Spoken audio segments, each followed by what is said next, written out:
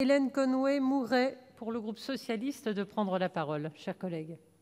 Merci Madame la Présidente. Monsieur le Ministre, mes chers collègues, nous savons aujourd'hui que le soft power est essentiel au maintien de notre rayonnement international, alors que simultanément, la demande de culture française est toujours aussi forte dans le monde. C'est à l'aune de ce double constat que nous devons décider de ce que nous voulons faire de notre réseau d'opérateurs à l'étranger. En ce sens, ce débat sur l'avenir de l'Institut est bienvenu. Il pose deux questions. Celle d'abord de la restructuration du réseau culturel français.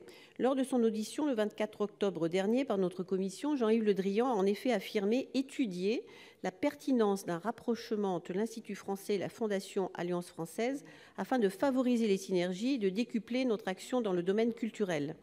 Deux conventions 2010-2012 portant sur un rapprochement des identités visuelles et les synergies à rechercher avaient permis d'amorcer cette restructuration. Force est cependant de constater que, 7 ans plus tard, ce rapprochement n'est pas allé très loin. La deuxième question est celle des moyens financiers. En février dernier, Jacques Legendre et moi-même avions souligné la contradiction au contrat d'objectifs et de moyens 2017-2019 qui pouvait exister entre la restructuration en cours et des moyens de plus en plus modestes. En effet, et cela a déjà été souligné plusieurs fois, depuis sa création en 2011, les crédits totaux dévolus à l'Institut ont diminué de 25% et ses crédits d'intervention de 34%. Quant au ministère de la Culture et de la Communication, sa dotation n'est que de 2,3 millions d'euros. De surcroît, les ressources complémentaires restent marginales pour compenser le déclin structurel des crédits alloués à l'Institut.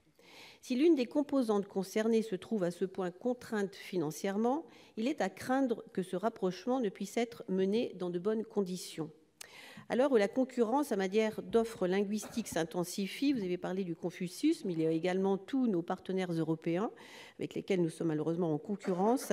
Comment peut-on préserver notre influence culturelle avec des moyens en déclin ? Merci, Monsieur le Ministre, de nous éclairer sur les moyens financiers que vous envisagez de mettre au service de notre réseau.